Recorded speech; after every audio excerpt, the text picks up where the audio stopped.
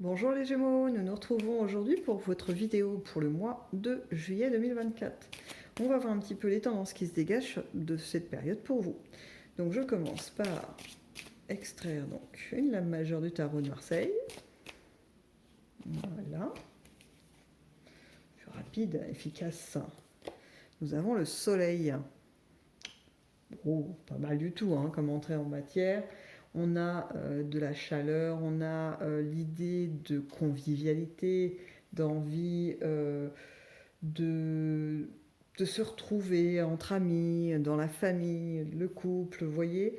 Il y a vraiment cette envie d'échange, l'envie de profiter. C'est très léger ce qui se dégage pour vous de cette période sur cette carte. Euh, Bon, après, vous me direz, on peut y retrouver un petit peu votre signe, les Gémeaux, mais bon, là, c'est pas trop ce que je ressens pour le coup. C'est vraiment la sensation de bien-être, d'être à votre place. Pendant ce mois de juillet, vous allez vous sentir au bon endroit, au bon moment, avec les bonnes personnes. Le combo presque magique, parce qu'en plus, si le soleil est vraiment là et qui nous donne une sensation de réel été, bon, alors là, c'est formidable. On est vraiment bien. Donc, on va voir au niveau affectif, donc couple, amical, familial. Comment ça se passe pour vous sur ce mois de juillet? Bien, bien, bien, bien. Eh bien, on retrouve cette sensation d'ouverture, d'envie de... C'est même pas l'envie parce que c'est déjà en place. En fait, vous allez sentir palpiter votre cœur avec la joie, les échanges vraiment positifs avec les gens que vous aimez. Euh, Vous allez être en mesure, en plus, de prendre un peu de recul sur les situations pour avoir un peu une analyse un peu fine des échanges, etc. Euh, Il y a aussi, du coup, une notion de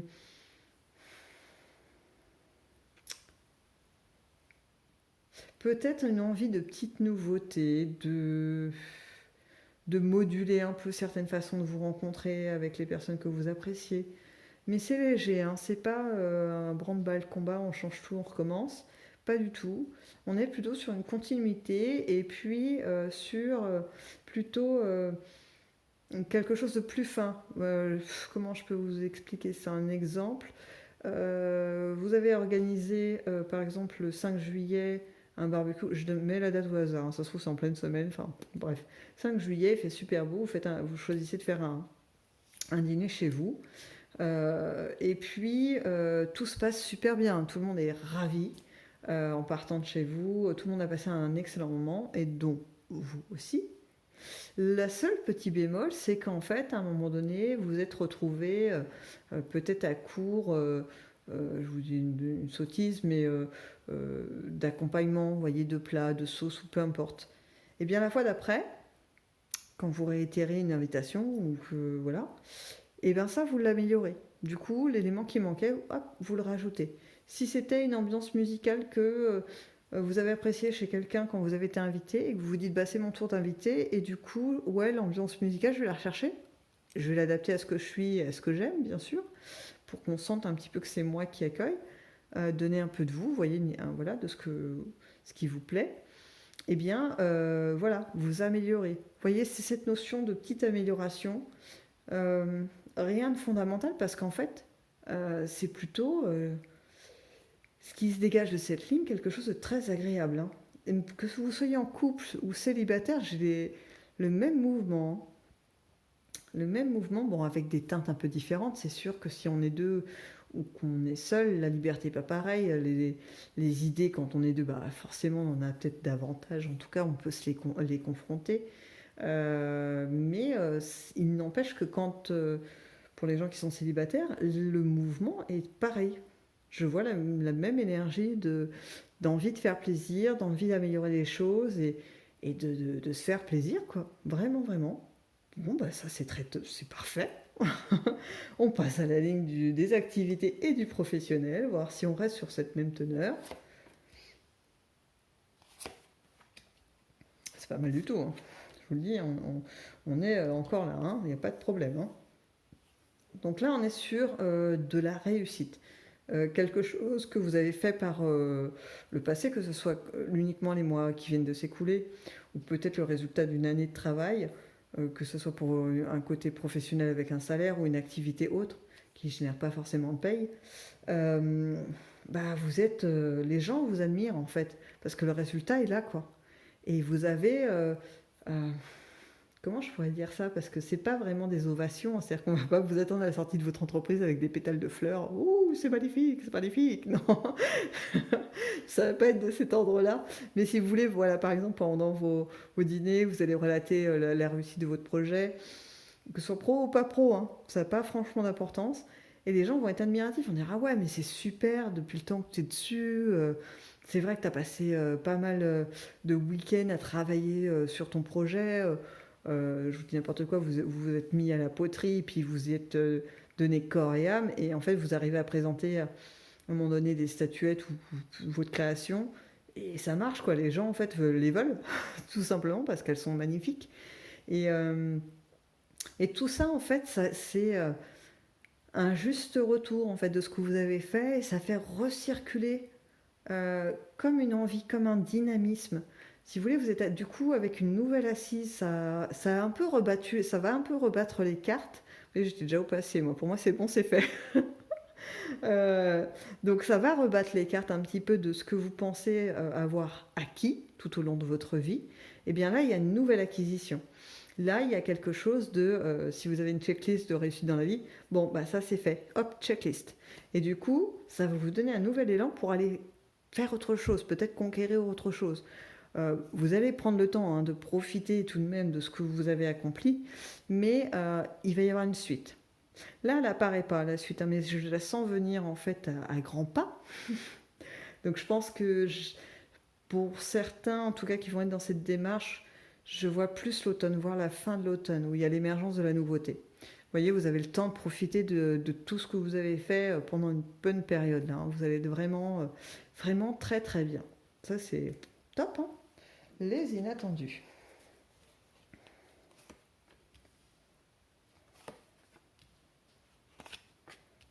Uhum. Est-ce qu'on va vous proposer une association? Quelque chose de cet ordre-là. Euh, Alors, j'ai plein d'options là qui arrivent.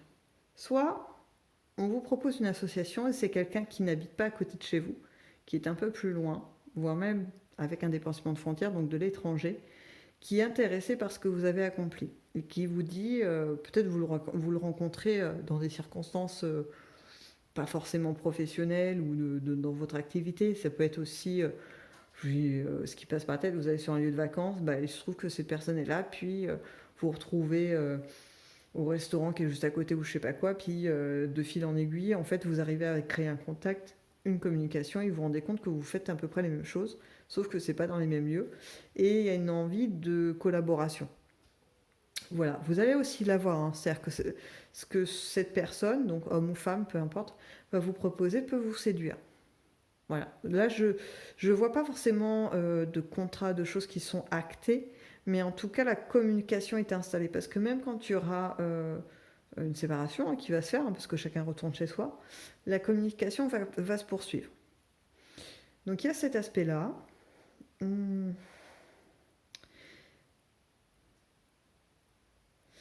Il y a un autre aspect qui est pour vous de le faire par vous-même. En fait, quelque part, il y a une nouvelle idée qui va émerger. Et c'est peut-être pour ceux dont je parlais, remarquez peut-être le contact avec cette personne peut peut-être aboutir sur du concret qu'à partir de la fin de l'automne, début de l'hiver. Euh, mais là, ça rejoint aussi donc le second scénario, je vais y arriver. C'est de dire que, en fait, il n'y a pas forcément de personne extérieure. C'est peut-être vous qui allez vous rendre compte que ce que vous avez créé mériterait d'être un peu plus connu. Et vous allez avoir une opportunité d'être dans de la communication. Alors, c'est pas de la publicité, mais peut-être de vous servir des réseaux sociaux et du coup d'avoir des touches à l'étranger. Il y a un écho qui va se faire, ça va intéresser des personnes qui ne sont pas forcément en France, ou en tout cas peut-être vraiment très loin de chez vous, parce que je vois vraiment de la distance, hein. Pour tout vous dire, l'image qu'on me donne, c'est un collier entouré de papier craft, vous savez, avec plein de tampons de plein de pays. Comme si vous envoyiez un colis qui allait faire le tour de la Terre sans vous, quoi. Vous voyez? Donc, je pense que c'est symbolique et qu'il s'agit juste de montrer que ça va être une ouverture sur différents lieux de ce que vous faites, en fait. Donc, c'est pas forcément une création concrète, hein. Ça peut être, je sais pas, moi, vous travaillez dans le monde de la communication et puis bah, il y a des ouvertures de marché parce que ce que vous avez fait ça intéresse et du coup on vous propose de travailler sur des projets. Vous voyez, vous n'allez pas envoyer un truc par la poste, mais euh, il y a quand même de l'échange et il y a quand même cette idée de faire voyager votre savoir-faire. Voilà, c'est juste ça. Des fois, les images qui m'arrivent sont assez drôles parce qu'elles parlent bien, hein. Moi, je les comprends super bien, mais des fois, les gens trouvent ça un petit peu décalé. Bon, j'essaie de les retranscrire au mieux pour que ça puisse être entendable pour beaucoup. Parce que là, comme on est quand même sur du général, c'est pas évident de faire dans le détail. Bon, on va voir si les météores, l'oracle des météores, a un peu plus de choses à nous dire sur cette période de juillet pour vous, les Gémeaux. Hop. En tout cas, on retrouve l'idée d'expansion, hein. Ok. Alors. Ok. Bon. Alors, je ne sais pas si vous arrivez à lire les petits messages qu'il y a en dessous, mais c'est vrai que celle-ci pourrait paraître de mauvais augure parce que dessous, l'intitulé, c'est mauvais œil, jalousie. Mais là, c'est pas du tout ce qu'elle dégage. En fait, c'est assez drôle. C'est un peu comme si, vous voyez, les petites tentacules me rappellent en fait ce regard que vous allez devoir avoir. Mais là, on projette un peu plus loin sur différentes choses. Est-ce que vous serez amené à mener différents projets en même temps? Alors, projet, c'est pas forcément que professionnel. C'est-à-dire que vous êtes dans votre truc professionnel. En même temps, il y a un déménagement, ou en même temps, il y a une construction de couple, ou en même temps, il y a un couple qui se défait, en même temps, il y a un rapprochement familial. Vous voyez, vous allez devoir jongler, amis Gémeaux, à un moment donné. Bon, je pense que ça, c'est plus lointain. Là, les météores m'emmènent vraiment loin. Je ne sais pas pourquoi elles partent aussi loin. J'ai presque une sensation de 2025. Je vois pas trop l'intérêt vu qu'on est censé être sur juillet 2024. J'en remets une dernière. Ouais, ben, elle m'emmène loin, alors bon, je vais pas moi aller plus loin parce que je vois pas trop le truc, mais allez, je tente quand même une dernière. On va essayer de se remettre un peu sur juillet 2024 pour les Gémeaux. Bon, je sais pas si vous voyez, hein, juste pour le jeu. Voilà, hein, je crois que le message est clair. Les cartes, en fait, je crois qu'elles sont en train de me dire non, c'est bon, on a fait le tour. Tu vois, on t'a dit ça dès le départ. Bon, bah, on va te le remettre pour que tu comprennes, hein. Voilà, c'est ça, en fait, l'histoire pour les Gémeaux sur le mois de juillet 2024. Bon, sur ce, du coup, je vais écouter le conseil des cartes. Je vais m'arrêter là. Le message est clair. Les Gémeaux, le soleil bat son plein pour vous pendant ce mois de juillet 2024 dans plein de domaines. Donc profitez, écoutez-vous, hein, la meilleure personne pour choisir, c'est vous. Votre instinct est là pour vous guider, il n'y a pas de souci. Et donc je vous dis à dans une prochaine vidéo.